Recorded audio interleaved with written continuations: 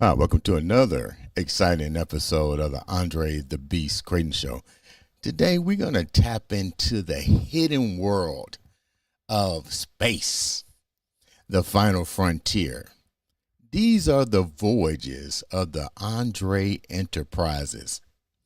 Let's put it like this. My 5-year mission to explore a strange new world, new technology, and to seek out all that information is about to be unveiled on this episode. So let me tell you where we're going with this. Imagine fulfilling your dreams in aerospace technology and human evolution, life in general, on all aspects, because when you mention the word life, it means everything that is on the biological, microscopic, and what we, I guess, consider human beings. Today on the show, we have I guess we would say NASA representative, or former or current. But when you got the name NASA, you still got some relativity going on in my book. I'd like to welcome Michaela.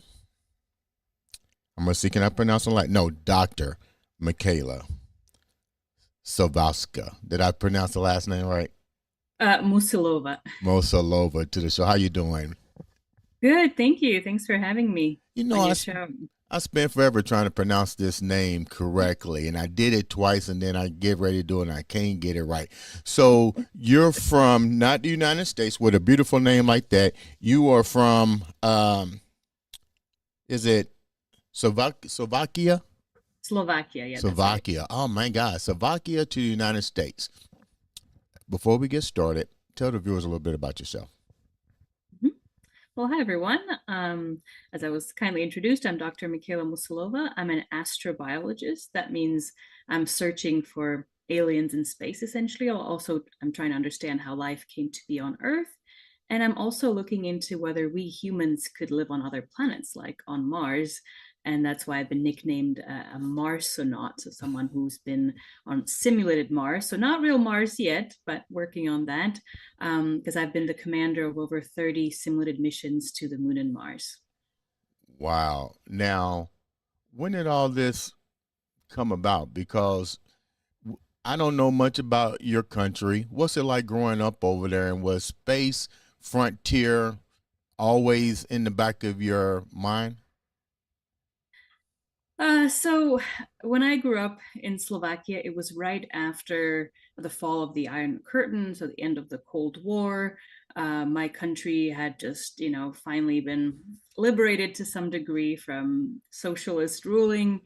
And soon after I was born, my country actually became independent. It was part of Czechoslovakia. So I was actually born Czechoslovak. And then the two countries split into the Czech Republic and Slovakia in 1993. And let's just say that the beginning of my life was kind of very turbulent during these times.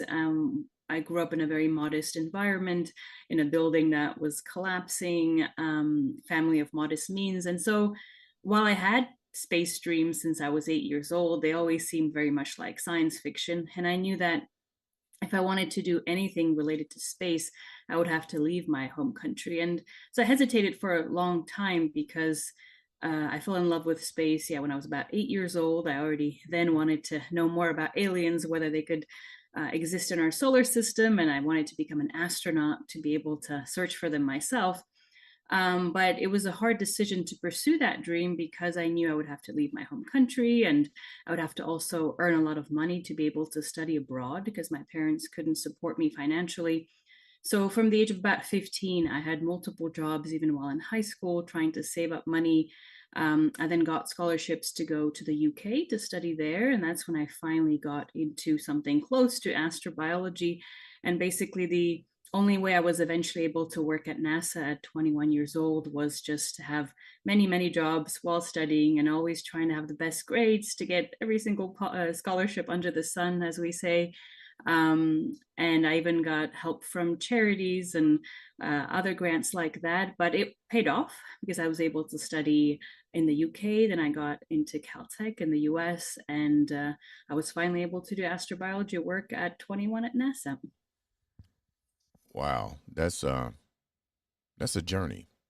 But let's go back. Let's go Yeah. back for a minute because you're talking about the fall of military powers going at one another. How was the ideal or the concept of space even brought to you? Because let me put it like this: the news is always going to amplify fear versus anything else. So when I see what was going on in Slovakia and the walls crumbling, we ourselves as Americans, we really didn't understand the full impact. And you have very big dreams. I mean, really, how were you even exposed to even the concept of studying anything to do with space and space life? I'm very grateful to my parents for that, because they were great at encouraging me to follow my different passions. So, as weird and wonderful as some of my passions were, for example, I remember taking like a dissection class in elementary school, and then I was fascinated with art, so they let me do art things.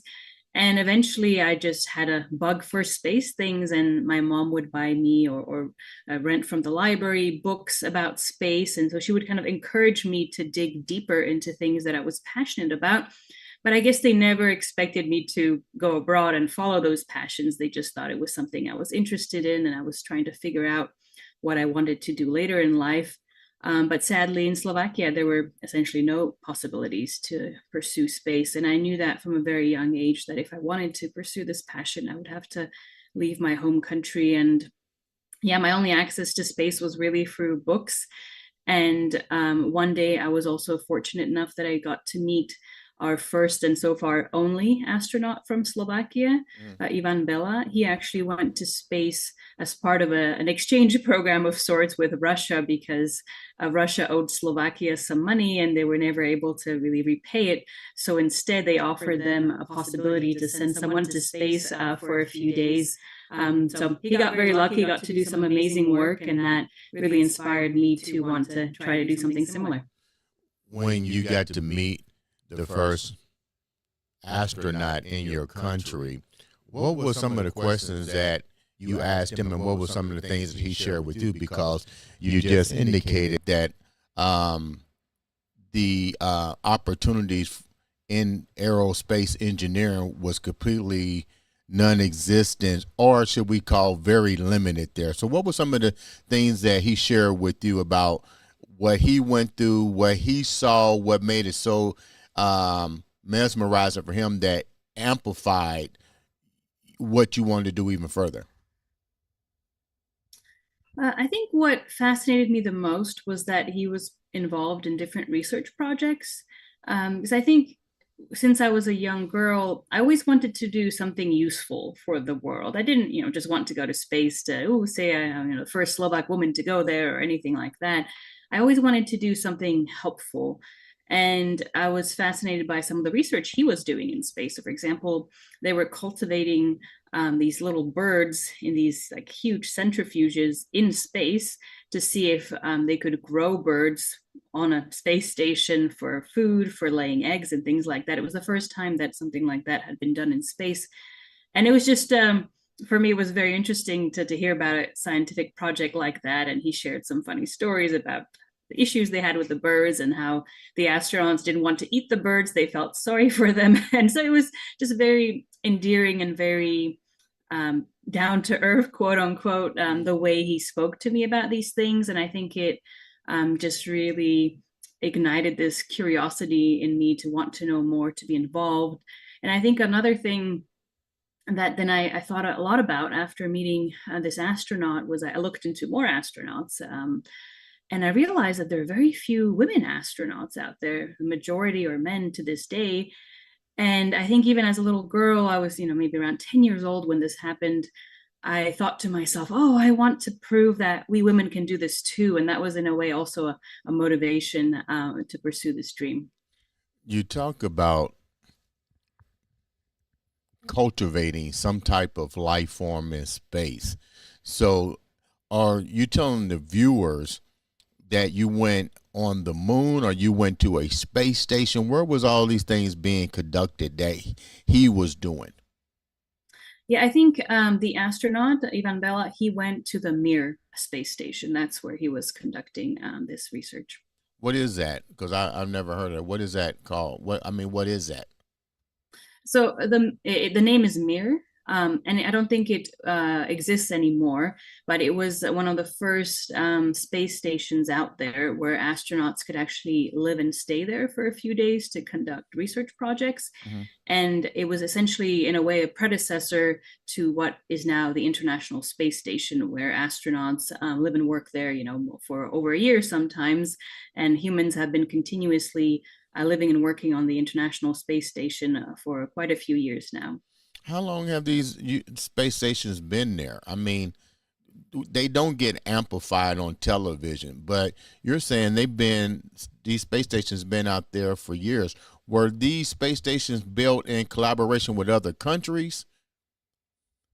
So, if I remember correctly, I think Mir was purely a Russian space station, but the International Space Station is mainly a collaboration of the Russian Space Agency, NASA, and the European Space Agency. But they also bring in astronauts from other countries from around the world, but it's mainly maintained, if I remember correctly, between the Russians, the Americans, and the European Space Agency.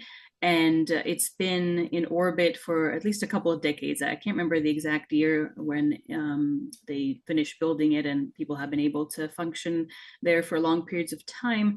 However, it is currently the only station of its type, this kind of international facility, and there is no replacement for it. But this station, because it's been in orbit for much longer than originally planned, it is falling apart to some degree. It's very old, it's very dirty at this point.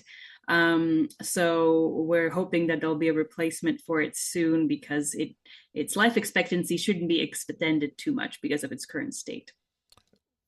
You're talking about space travel life. Why do you think, now that you're deeply involved in it with NASA, with meeting other individuals in your field, what's the urgency? Or is Earth in is Earth suffering that we have to eventually look for other resources outside of our own planet?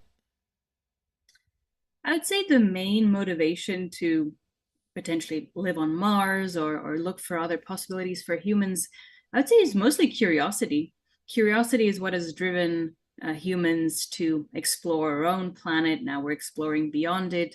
It's what has driven scientists to find all sorts of new discoveries, and help improve our life here on Earth. So I think we're mostly just curious. We want to see what else is out there, what other possibilities are there. Mm-hmm. And while being able to live on Mars, for example, would be a great benefit for humanity to have, in a way, not all our eggs in one basket here on Earth, but to also kind of expand to another planet. We To be able to go to Mars, would have to develop all sorts of amazing technologies to protect the humans on the way there and back.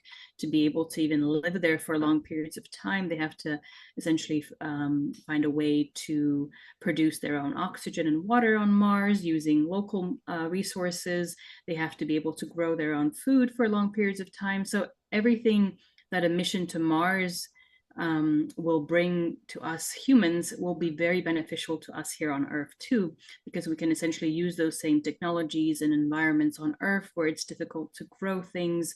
With climate change and our changing environment, we might actually have to apply a lot of these technologies that will be beneficial to Mars here on Earth too. So I would say yes, our planet is changing and not in good ways right now. But what we really need to do is focus on taking better care of our planet while at the same time exploring other possibilities, because I think it will really help advance humanity to be able to go to Mars. But I wouldn't see Mars as a backup plan or as, an alternative to Earth just yet. We've seen a lot of ambush journalism, both in um, media and television, but we also see television writing narratives about space. We've seen it in such episodes as Star Trek. We see it in They Are Among Us. We've seen a lot of um, Transformers. We see a lot of what they call extraterrestrial forms of life. You have dealt with this on the micro type level. But to go back to the question in general, have you ever heard or seen or talked to astronauts that have physically seen what may appear to be some type of extraterrestrial encounter, whether it be an unidentified object, just things that really don't make no sense? But as a scientist, reconfirms the ambush journalism that there is some type of life form out there and maybe even more advanced than what we are. What's your take on that? Mm-hmm.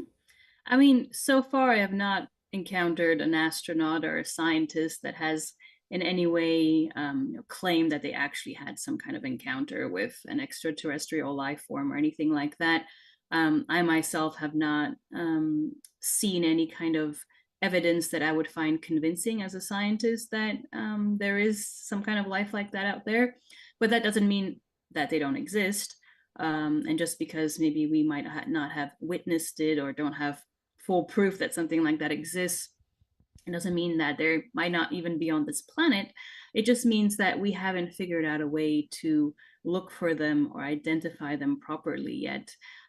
So a lot of the research that we do is based on life as we know it. So we're looking for other carbon life forms that need water and certain types of nutrients to survive. That's what we've been doing when we've been looking for life on Mars and other parts of our solar system and beyond.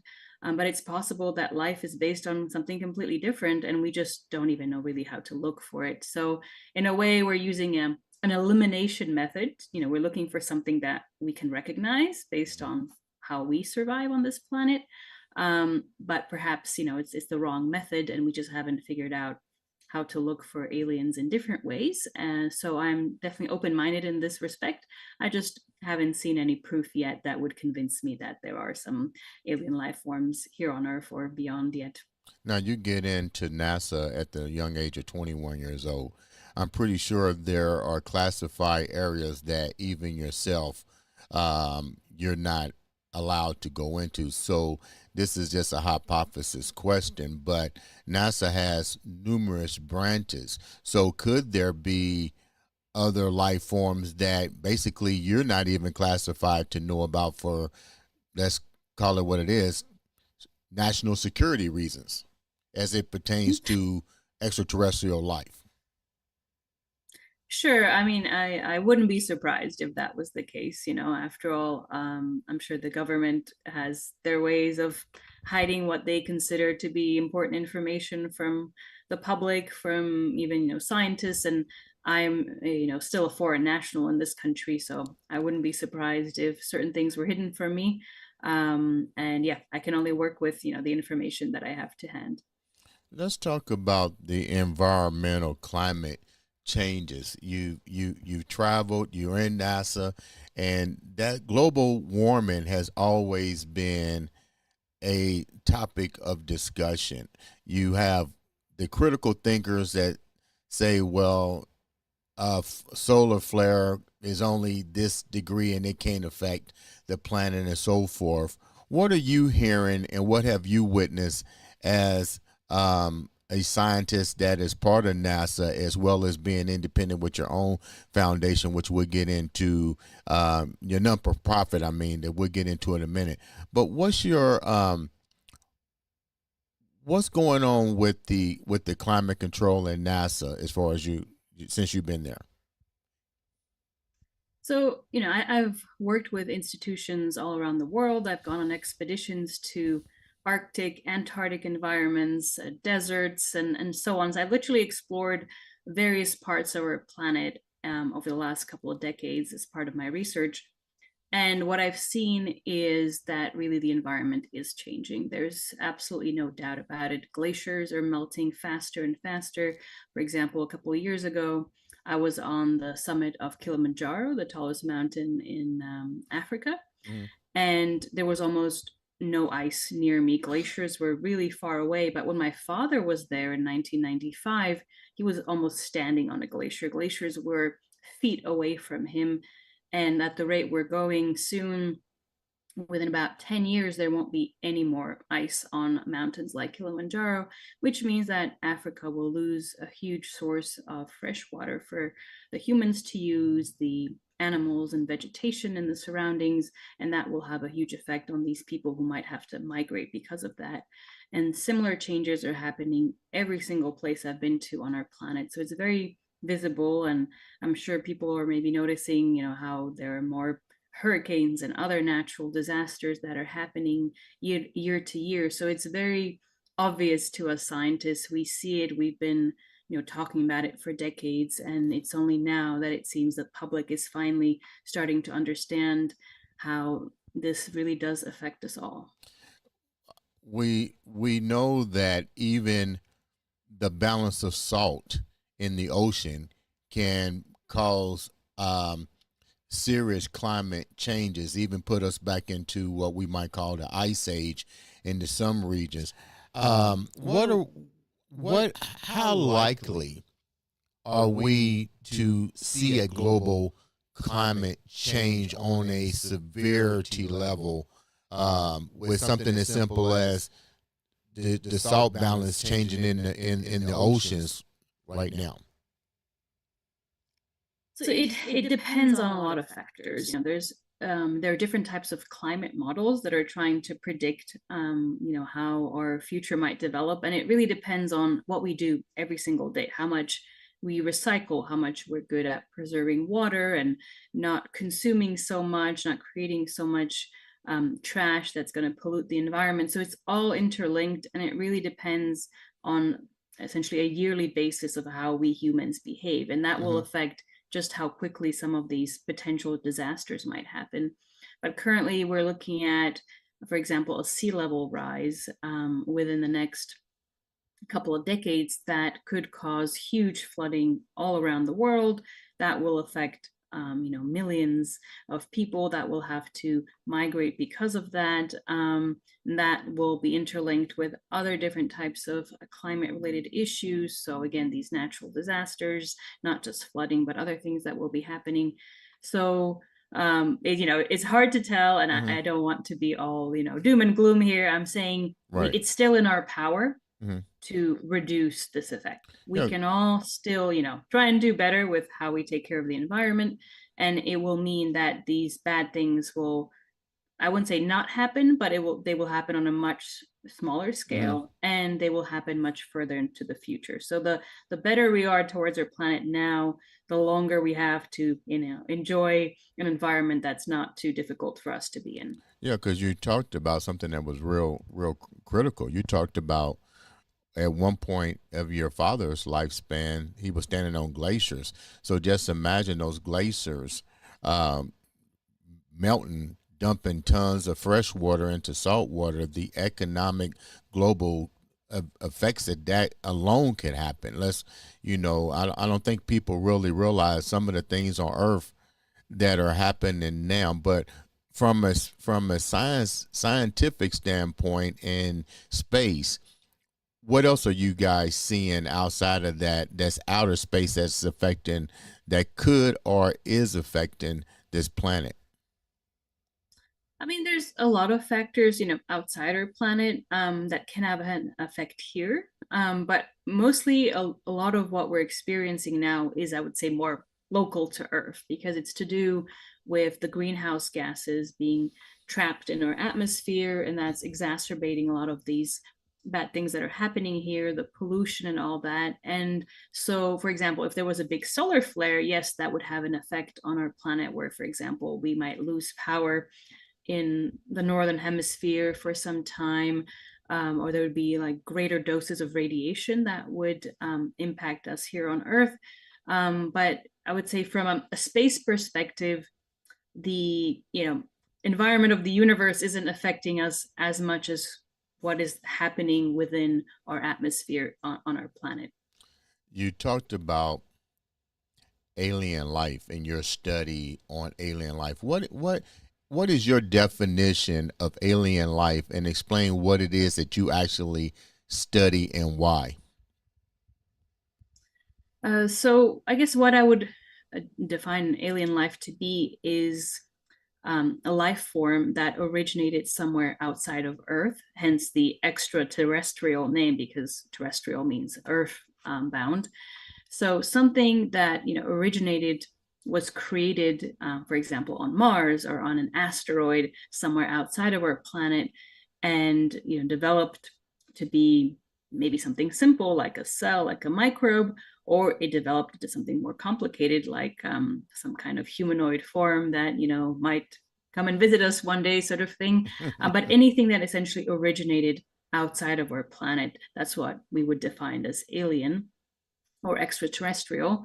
And from what we've been searching for so far, it's very likely that at least these simple types of alien forms, so like these microbes, little cells, it's pretty likely that we could find something like that even within our solar system, for example, on Mars or on the icy moons of Jupiter and Saturn. Mm-hmm. However, if we're talking about something more complicated, like an alien life form that could communicate with us in some shape or form, or that flies around in spaceships or things like that, it's much less likely for us to find an organism like that. And that's simply because it we were from life as we know it, it requires a certain amount of good conditions for things to be able to evolve from a cell level to a more complex being like us humans. We're talking probably millions of years in very good conditions for something like that to develop. So the chances for something like that are just simply much lower, but doesn't mean they're non-existent, and the universe is huge. So I personally keep an open mind, and I think that the chances of some more developed alien life form are definitely out there. They're just, we're just less likely to find them than just some microbial cells. You're a critical thinker, and you're only 34, 35 years old, so your thinking is still young. So you can't possibly tell me that now, with all of the freedom of speech acts and all the records being open, that human evolution, there had to be some life form way, way more advanced than what we call modern Homo sapien. I know that NASA probably has these documents and have these things. I know you're probably limited to what you can get, but let's go back to the critical thinking. Do you think that there had to be some type of life form? You mentioned a mass universe of planets and so forth.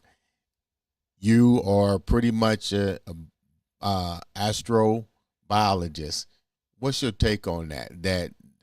Me personally, I think that there had to be a far more advanced civilization in this universe than what we are.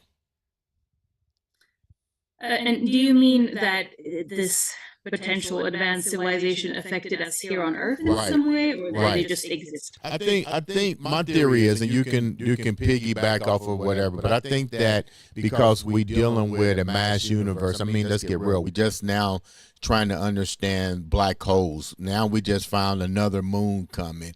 When I was growing up, they said we had 7 planets. We went from 7 to 9, now to 12. So we're dealing with an infinity of a mass universe And when you have a mass universe, you got to think critically in my viewpoint, because you can't sit here and say that we are the only life form. So you being a biologist, and we're talking about, we just now starting to really unravel the DNA code or the genome code. Where did all this actually come from? You have to think that, yeah, we might have been a backwater planet that some other life form came to visit to mine resources, to saw that there was some type of life here, and decided to do what I might call the decode or the genome generation to create modern Homo sapiens. What's your take on that? Well, so I would say the chances of some more advanced civilization existing out there in the universe, it's not impossible. And I mentioned that before. I think, why not? It's Mhm. such a huge place, so many stars and galaxies that have, billions of planets where life could exist. Why not? Why, couldn't there be a more advanced civilization out there? Now, whether they came here to Earth and somehow did something that helped us evolve to be the way we are, I personally don't think that's really what happened, or I don't think it's necessary for something like that to have happened for us to evolve the way we did. Based on all the scientific evidence we have so far, there's essentially a clear explanation of how evolution happened on this planet, how we started off as these simple cell type forms, and eventually through various things that happened over millions of years on this planet, evolution led us to be here today. So I would say What do you mean when you there's say really. that, how we formed? I'm interested in, how Mhm. did what's your take on how modern humans were formed? I'm curious to know this. I'm pretty sure the viewers are too. So, I mean, based on the evidence we have so far, it seems that life started here on this planet about 3.5 billion years ago. Just very simple cells that were just trying to survive in very hostile conditions on this planet. And with time, the environment became a bit more clement, more peaceful, and that's because less asteroids were bombarding the surface. And gradually, these cells could evolve into more complex organisms, and eventually there was so much oxygen that built up that actually organisms that could breathe were favored. And so, with time and millions of years, organisms developed to be more complicated. But then things happened, like asteroids fell to the surface of Earth. Other huge events happened on this planet, which would repeatedly kill the dominant organisms, for example, dinosaurs 65 million years ago, which allowed for smaller other organisms to evolve. Hmm. So, for instance, the asteroid that killed the dinosaurs, most likely 65 million years ago, they allowed mammals to evolve. And then mammals gradually evolved to have things that were monkey like. And then we're essentially a branch of that family that over millions of years evolved into Homo sapiens, again, based on the evidence we have to date. So it took a lot of different events over billions and millions of years. A lot of actually like accidents, like asteroids falling to the surface of this planet, that allowed life to evolve the way it did to its current shape today. So, what do you take about the fact that individuals are now taking to social media and they're starting to question that theory of evolution by simply saying that we were genetically bred by such alien life as the Anunnakis, that saw some type of hominid creatures here and decided to inbred their genome pool in them to create what we might call modern man. What's your thought on that? I would say, based on, again, the evidence we have, I don't think anything really proves that something like that happened. I mean, it's a theory. And if these When you say people we, would let me have cut you enough off for a minute. proof. When you say we, who is Mhm. we? Is this NASA's research or is this the government research? Like, who is we? I would say the scientific community. So scientists all around the world, the way the scientific community works Mm-hmm, is we base everything we have on facts. So people prove something, or we find, for example, a fossil or something that proves a certain theory. mm-hmm. We question things a lot, And we only advance our theories once we have enough proof to kind of sustain a theory. Hmm. And so everything we've reached a conclusion about so far is based on millions and millions of different types of evidence that have been accumulated over many years by thousands, millions of scientists all over the world. Hmm. And so we're saying there are millions and millions of bits of evidence that point to evolution being kind of the way I just explained very briefly. And so sometimes people come up with other theories, and that's perfectly fine. That's how science works. We have questions, we try and prove things, disprove things. And until there will be enough evidence to really sustain a theory like that, it just remains a theory rather than a fact. So, what's your take on such outstanding programs with well-known scientists like the ancient aliens theories, and those are tons of well-recognized scientists that would debate what you're saying, that there's a whole different way of how life was created. What's your take on those scientists? I mean, I'm not personally aware of who exactly you mean, but like I said, based on evidence that I've read and discussed with other scientists around the world, Hmm. for now, there just simply isn't enough evidence to, give weight to those other hypotheses. I'm not saying they're not true. It's important to be able to question things and come up with alternative solutions if they're based on realistic evidence. But until let's say there's enough that has been carefully studied by scientists, people have actually tried to prove that they're correct or incorrect. Hmm. Until it is analyzed by many people around the world, it still remains a theory. We dealt with when we're talking about asteroids and we're talking about space debris, which could carry, let's be real, which could carry some type of micro life form from another planet or galaxy and embed itself into this planet. Not knocking what you're saying. What I'm getting ready to go with this is when you're talking about space debris or asteroids bombarding the Earth, bringing genetic material, um,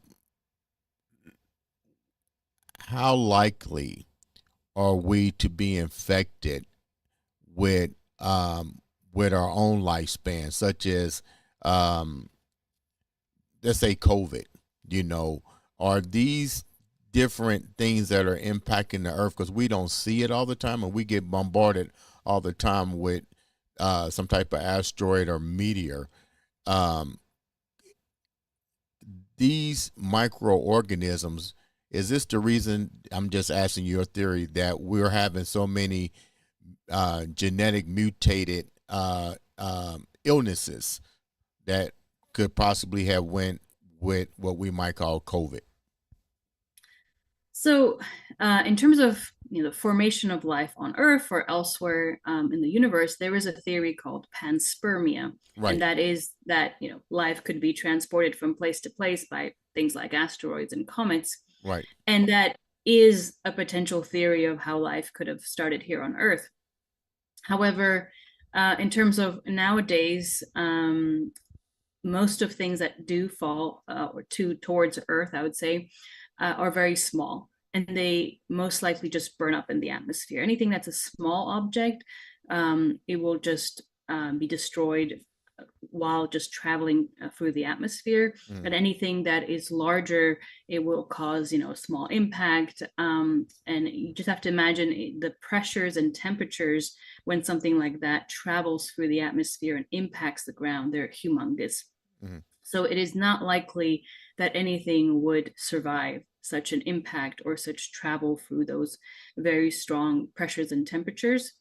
And that's why even when people find asteroids or when they hit the Earth, they're called meteorites, when they find these rocks, everything is mostly melted. And if there's any potential life in them, they would have to be deep inside this rock. And just based on what we've been able to study so far, it's very, very unlikely that life would survive traveling inside a rock that's a small rock that would fall to the surface of the Earth. Whereas, however, if we're talking about a big asteroid, like something that killed the dinosaurs, that is big enough that in its center it might have carried some life forms and it might have transported some life forms. So maybe millions of years ago, something like that could have happened.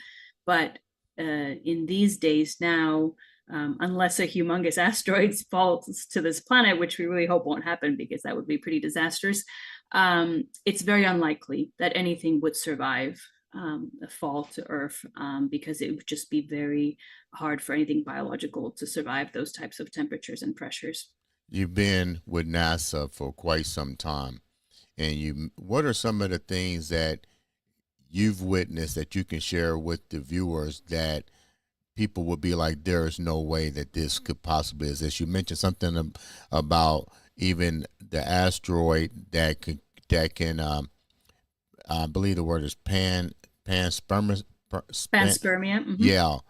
Are there artifacts that you guys see in NASA that there is some type of life form that was found in these particular objects? Mm-hmm.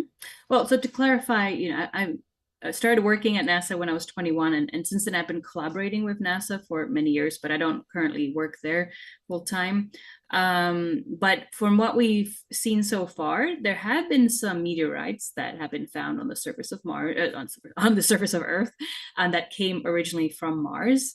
And some of these meteorites, or like former mini asteroids, um, they contained some interesting shapes and forms that some researchers thought might be proof that it was alien life that was traveling in this rock when it hit Earth, and this rock was originally from Mars. So maybe, we could in a way be Martians, so to speak, that some alien life, came from Mars to Earth and started here and developed into what we are today.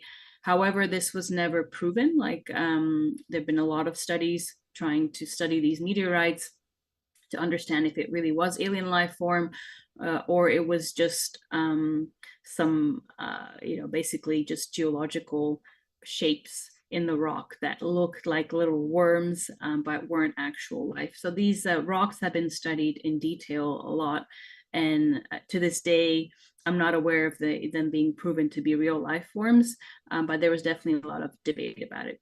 Well, first of all, how did you even know they came from Mars? Why couldn't they? How did they determine that they couldn't have came from Pluto, Uranus, Saturn, Mercury? I mean, the list goes on. Why? Yeah, What made them I think say that? I don't remember exactly the details, but I think it was based on the geology. So what the rocks were made out of is how they determined that it's most likely that they came from Mars. What do you think is the fascination with humans and their connection with Mars, with so many other planets out there? Do you think this has been indoctrinated into the human psyche that, hey, let's go to Mars? Like, what do you think I know you're only 30 some years old, so this is probably like a far fetched question for you, but you've been with NASA collaborating. You studied this. What is our attraction to the red planet?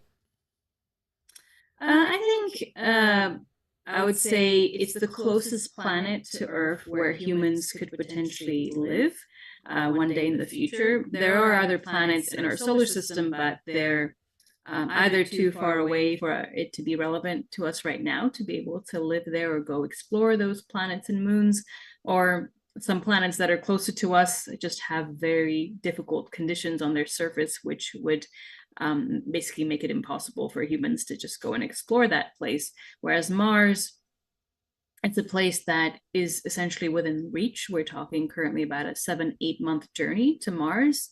The conditions on the surface are very difficult, but with the technology we have today, we should be able to create spacesuits that will protect us from those conditions. There is a chance that we could actually create these small settlements on Mars where humans could potentially live long term and even grow our own food and all that. And for us astrobiologists, Mars is interesting because there is still hope that there could be some life on Mars, particularly in underground environments. We know there are these caves that exist on Mars based on some satellite imagery we have. And so it's very likely that there's a lot of these caves on the surface of Mars that could be a great place for alien life to hide, because there they're protected from strong radiation and other conditions that make the surface of Mars very difficult to be able to survive on. But underground, they could be sheltered there. There could be some water flowing in those environments, and the volcanic rock there is full of nutrients. So basically, Mars is interesting because we could both live there and we could look for alien life there. It sounds like That's you. my take on It it. sounds like you're ready to pack your bags. You got some secrets that you're not telling. No, it's a goal I've been working on since I was like 8 years old, but it's still very much a work in progress. Okay. My next question before we wrap up. We just found out there's another moon here. What's your take on that? Another moon in our solar system. Yeah. I think, these days we have better and better satellite technology and telescopes and things. So it just makes it so much easier to discover things that before were hidden from us, that, it wasn't easy to find. Also, scientists have I guess change their definition of things. So that's why, growing up, I also, I was brought up with there being 9 planets, and then suddenly Pluto was no longer a planet and there were only 8. And actually, my professor at Caltech was the person that made Pluto not be a planet anymore, and there was a whole big situation related to that. He would have a lot of children writing him hate mail that, oh, Pluto was my favorite planet and now I don't have a favorite planet anymore, sort of thing. So I would say it's all related to the evolution of science in a way. Now we can see better, we can find things better, we are defining things better, and that's what kind of makes planets, appear and disappear to some degree. Speaking of the moon, we've often heard researchers question what exactly is the moon? What is it made of? We've heard stories um, that the moon is hollow, that it's metal. What information have you heard about the structure of the moon, and why is it so important to be? What's its relativity as far as the scientific community to planet Earth, especially now since Mhm. there's another one involved? So the moon, based on the information that we have, very likely was formed when a Mars-sized object collided with Earth about over 4 billion years ago.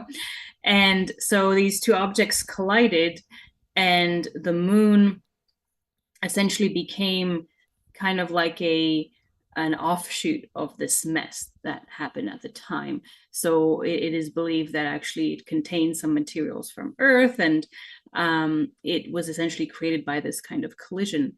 And so we don't think it's hollow or made of metal. It's just made of basically rocky material, whatever that other small planet that collided with Earth was made out of at the time. That's one of the prevailing theories. And what is interesting about the moon is, it helps stabilize our planet. And we think that's one of the reasons that life was able to evolve the way it did on our planet, because the moon being here around us has been stabilizing us, helping us to some degree. But also, about 4 billion years ago, there were a lot of asteroids in our environment. That was because our solar system was kind of finishing being formed, and there were a lot of these big rocks, so to speak, flying around. And the moon, in a way, helped capture a lot of these rocks. So the moon was impacted by many, many asteroids and helped protect the Earth from being impacted with as many. And that also could have helped life evolve on this planet, because it had a shield of sorts. Why do you think that the moon is positioned the way it is? I mean, you're talking about gravitational pull. You're talking about magnetic opposite and negative, forces. why, with the Earth being the way it is, with the gravity force that we have, how is it that the moon is still staying in this position and not being impacted by the Earth's gravitational pull? I mean, it is impacted by the Earth's gravitational pull. It basically kind of stayed in this type of position after the collision with that I mentioned that happened several billion years ago. Hmm. But it is gradually changing, and people have been, observing how the moon, the moon's distance from Earth is gradually changing, but it's essentially in a locked position to some degree with Earth because of the Earth's gravity's pull on the moon. Let's talk about your non-for-profit a little bit before we wrap up. Tell the viewers a little bit Mm-hmm. about what it is and its purpose, and as far as science and research. Mm-hmm. My nonprofit is called Extreme Frontiers. I founded it a couple of years ago. And the reason I founded it was because even though I worked for different universities and research institutions, I even led a research facility in Hawaii where I organized simulated missions to the moon and Mars. Unfortunately, I faced a lot of discrimination as a woman and other very difficult work conditions where I was severely underpaid compared to male colleagues and things like that. And so, after having to deal with a lot of unfair conditions like that repeatedly, I decided it's better to just create my own organization through which I hope to do work in more fair and sustainable conditions. And so I still continue the same type of research that I've been doing all around the world, studying extreme life forms and trying to understand whether there could be aliens out there. But I also do a lot of educational and outreach work to be able to teach the public and especially school children about our environment, about space, and to also inspire them to follow their dreams, just like I've been trying to follow mine my whole life. Wow. Um, what are some of the things that you've discovered with your non-for-profit and with working in collaboration with NASA? What are some of the things that you discover as they relate to what you call life? Mm-hmm. What I found so far is that, we've been looking for life in all sorts of extreme environments all around the world. And essentially, everywhere we looked, we found life, whether we looked in depths of oceans, on top of very tall mountains, even in the clouds. Some organisms are able to survive humongous doses of radiation that would kill a human in an instant, and they can stay in that kind of environment for hours and hours. So we have amazing life that can survive on our planet. We're still trying to understand how and why, and how we can learn from them for us to be able to heal better from illnesses and potentially live on other planets and things like that. So what I found is that life always finds a way, and life is amazing, and we have so much to learn from other life forms on our planet. And that's why I'm also hopeful that life could exist somewhere else in the universe, because it's just been incredible to see what life is capable of. Out of all the things that you just mentioned, and we also know that there's life and plants that are found even on volcanic islands, as well as in the deepest ocean, where volcanical lava pits that underground heat chambers, these organisms are living. What's three of the most outstanding things that you found, and you go, wow, this is like totally amazing? I think what shocked me the most were some of these organisms that can survive huge radiation doses. For example, one of these microbes is called Deinococcus radiodurans, and it's also been nicknamed Conan the Bacterium. So you might, be familiar with Conan the Barbarian, Hmm. some kind of movie from, I don't know, the 90s or whenever, with Arnold Schwarzenegger. Well, in a similar way, this microbe, this bacterium, is just so incredibly resistant to everything that you throw at it that it's just been considered almost like a superhero to some degree, or maybe super villain. And similar microbes have been put into conditions of outer space or Mars, and despite all the challenges we threw at these microbes, they were able to survive. So that was very fascinating for me. And another thing that I found was very interesting is when I did research in very cold environments, for example, in Greenland, I found that the microbes there can not only just survive there, but they're actually it's a happy home for them in a way, and they're able to produce a lot of nutrients with which they feed the entire ecosystem when the ice melts that they're in. And what that means is these microbes are amazing at fertilizing soils, and we've been trying to use them in simulated Martian soils. So we could essentially use these extreme life forms also to be able to grow food on Mars one day because they can help fertilize even very extreme environments.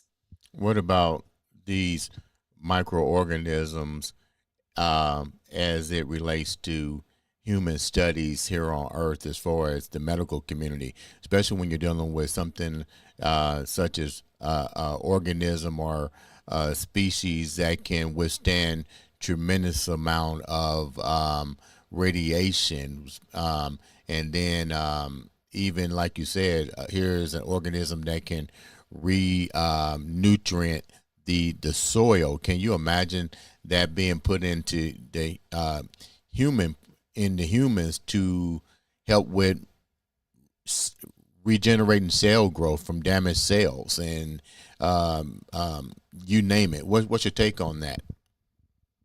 Yeah, I mean, this not a field that I'm an expert in, but I do know that these types of organisms are being used in medicine, in different types of industries because of these amazing skills they have. And Mm-hmm. I think people have been trying to study how they're able to survive the high radiation, how they can heal from it, and whether we could apply that to heal from different things that cause us issues, help us fight cancer better. In the food industry, for example, they've been studying organisms that can survive in very cold conditions to be so that we humans can refrigerate food better. They've been used in different kinds of chemical industries to help preserve biological matter better. So they've definitely been helping us humans in many ways. It's not a field that I'm an expert in, but I know that they've been studied for decades now for these purposes. Before we wrap up, what do you think? What's your definition of first contact? I heard that this generation will be the first to witness, aka first contact, as it relates to extraterrestrial. And like you said, that can mean any form of life. But what's your take on first contact? I think, I guess, first contact, again, depending on the circumstances, but it would be something where we are definitely certain we are talking to an alien or an extraterrestrial, because perhaps there might have already been some contact to this date where Yeah, you're only someone 35 encountered years an old, alien. remember? Yeah. So, perhaps there've already been some contacts, but it has not been, publicized or proved. So I think what people will officially call first contact is when, it will be on camera, proven to the world that we have made contact of some sort with an entity that is not from Earth. How do you think the people will react to that? Let's just say it's already happened. And how do you think the people will respond? I know this is a hypothesis, but you're in this field. What do you think? Will people be mad because they kind of already knew that it was life outside of this uh, Earth, this planet? What's your take on that? I think there'll be definitely mixed emotions. In general, seeing how humans have behaved over the last few millennia, I would say probably there would be a lot of fear because it's something new Mm-hmm. that we don't know how to react to, what to expect from. Are they coming in peace or are they a threat? So I think fear will definitely be something most of us will feel to some degree, and it's natural because it's just something new that we're not prepared for. Mm-hmm. I'm sure there'll be a lot of curiosity to know what is it? Is it coming in peace or not? What's going on? And with all the misinformation going around the world through social media and elsewhere, I wouldn't be surprised if there would be also a lot of something like that going on, where people will either be disproving it, or making perhaps some hypotheses that might exaggerate the situation. So it'll be definitely something that will shake the planet, and I hope that it will bring us together rather Mhm. than separate us, and that will finally build bridges for humans to work together better, Mhm. to be able to figure out a solution to how to communicate with these life forms, what to do next, and all that. I see you wearing your NASA badge. Very proud to get that. I know you are. What's your end game? What's your end game here? I'm still working on my goal to become an astronaut one day. It's difficult for someone from Slovakia because we don't have our own space program that would allow people to go to space yet. Even though through a lot of my work and work of my colleagues back home, we have been able to help push the space sector forward in Slovakia. So, for example, Slovakia is now an associated member of the European Space Agency, Hmm. which means that finally Slovakian scientists and companies and so on, they can actually collaborate with the European Space Agency, which they were not able to until recently. Um, but unfortunately, in terms of going to space, they're still very limited to non-existent possibilities for someone from my country. But there's been a lot of change over the last couple of decades that I've been working on this, and I really hope that I will see the day that I'll be able to go to space to do something useful, to do some research. And if it doesn't work out for me, I hope that all my efforts will help open up doors to other people from countries like my own, where these possibilities are very limited. You know what, Michaela? You may be the first astronaut in your country. You may be that instrument that's needed to bring that awareness to Slovakia. Thank you so much for taking the time to come on to the show. How can the viewers reach out to you and your foundation before we wrap up? Yeah, thank you very much for having me. So my foundation or nonprofit is called Extreme Frontiers, and you can find information about me and the nonprofit on my website, which is michaelamusilova.com. You can also find me on all sorts of social media, from Instagram, Facebook, and so on, under astro_Michaela. So please feel free to contact me through my website or through social media, and I'll be happy to answer any of your questions or provide you with more information. You Thank know, you. when we have that first contact, Michaela, we definitely gonna have you come back because you're gonna have to tone everybody down and keep them calm and be like, hey, I told you this was gonna happen. But thank you so much for taking the time to come on the show. Wish you the best. Want you to come back, share more information about the space travel, what's going on in our universe. Ladies and gentlemen, this has been another exciting episode of the Andre the Beast Crayton show.